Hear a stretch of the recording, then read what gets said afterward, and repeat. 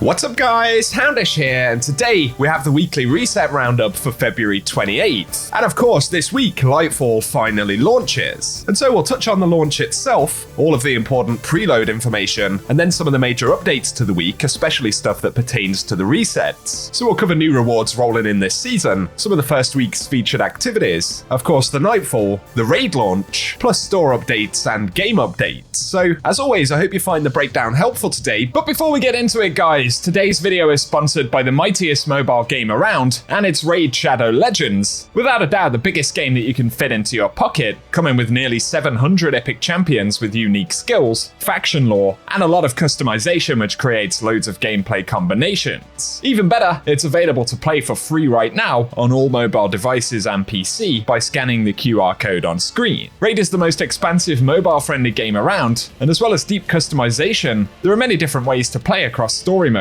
boss battles, dungeons, and PvP. One of my favorite things about Raid is the huge variation in the many champions in the game, each of them belonging to their own factions, such as the Knight's Revenant, and we've got awesome champions like Farsala's Gravedirt, an epic defense champion, as well as Versal's the Grim, a HP champion who can provoke enemies, increase team defense, and protect allies in various battles in the game. Additionally though, Raid gets loads of events and updates, and until March 14th, there's a huge Valentine's event active in the game, where new players can take part in a Valentine's adventure, and the Raid Love Quest featuring some epic minigames. To get involved, download Raid from the link below, copy your in-game player ID, and then head to raidlovequest.plarium.com, where you can take part in minigames for a chance to win epic in-game loot, including Valentine's-themed champions, but also chances at Amazon gift cards worth up to $1,000. On top of this though, existing Raid players can use promo code StValentine23, which grants an in-game Valentine's gift. Plus this month there's a new Forge Pass for Season 7, and a Prime Gaming drop for Raid, which awards a powerful Void champion called Gembo the Dishonored, who's incredibly strong in PvP.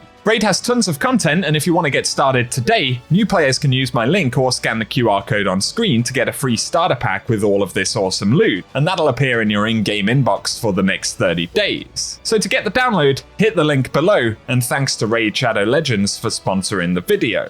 Now though, let's get into gameplay stuff for this week. And initially we should mention the preload and 24-hour downtime period before Lightfall goes live. And so Bungie have said D2 will be brought offline at 9 AM PST on February 27th. And of course that is the weekly reset time, so around about 5 PM in the UK. And they say at this time, ongoing activities will end. Players will be returned to the title screen, and preloading for Lightfall on all platforms will become available. Of course it is going to be a fairly significant download, so it's good that we've got 24 hours to get it done.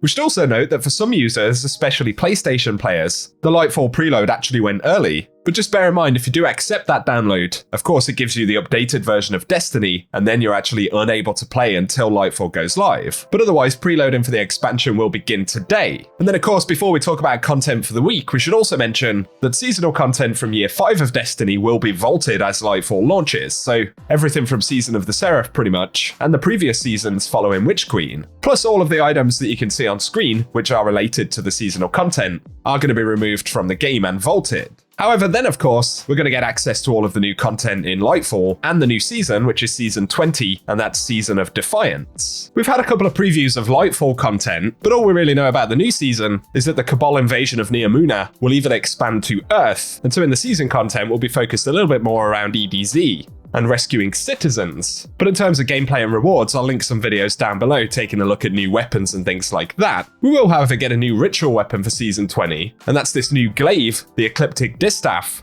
It'll be a Void Glaive with 2 new perks called Replenishing Gauges and Destabilizing Rounds. We don't know what those perks do exactly just yet, but as always with ritual weapons, there'll be the base skin and then additional ornaments that can be earned through the core vendors in the tower. So let us know if you're curious to check out that new glaive in Season of Defiance. In terms of playlist rotations for the first week in Lightfall though, for Crucible, Rift will be the featured game mode. As always, Gambit will feature Gambit, and then we get to the Vanguard where the first Nightfall for Lightfall will be Proving Grounds. And so that should be an interesting one in the first week. Of course, a source of pinnacle power as well. We don't currently know what the featured Nightfall weapon will be for this first week, but we do know how featured weapons are switching up for the season in general. So Bungie said in terms of Trials of Osiris weapons leaving in Season 19, the Forgiveness sidearm and Burden of Guilt fusion rifle will go away, but we'll see the return of the Astral Horizon shotgun, and we'll get a new weapon called the Immortal, which is a new Trials SMG. Iron Banner weapons leaving the rotation for the season though include the Razor's Edge sword and the Frontier's Cry hand cannon, but we are going to see the return of the Joram's Claw pulse rifle and Bite of the Fox sniper. And then finally for Nightfalls, Horror's Least pulse rifle and the DFA hand cannon will leave the rotation, but we'll see the introduction of the Buzzard sidearm that was previously a ritual weapon, but of course will now come with random rolls and an adept variant. And finally we'll also see the return of the Swarm machine gun.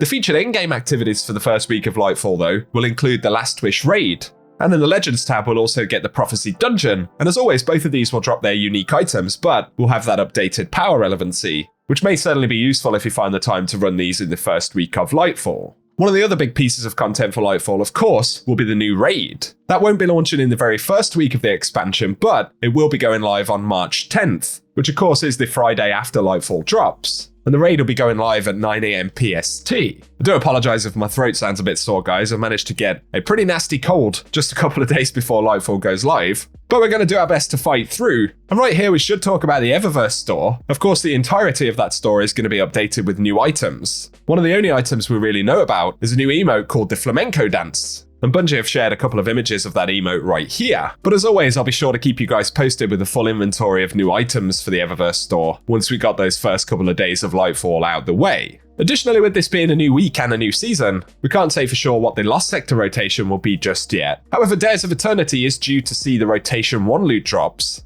And this season it consists of the Scatterhorn armor set and Wild Hunt armor sets, as well as weapons from Season of the Hunt and Season of the Worthy. But this is subject to change as Bungie will quite likely update the loot pools for Dares with the launch of Season 20, so that's something else I'll keep you guys posted on. Typically though, the Ascendant Challenge rotation, if it's something you're still interested in, should continue as normal, and the featured challenge for this week should be Aura Borea, accessed in Aphelion's Rest in the Strand in Dreaming City, so if you want to run that, as always, it is an option. And otherwise guys, until we get hands on the new content, that's everything we can break down for the weekly reset. Of course, the next 48 hours are going to be pretty huge for the game, and we're going to have a lot of stuff to get our heads around, so I certainly hope you guys enjoy it. But for today, if you found the video useful, a rating down below really does help us out on the channel. Plus be sure to get subscribed if you want to be kept up to date with everything related to the game. But otherwise, as always, I appreciate you all tuning in, and I hope you guys have an awesome day.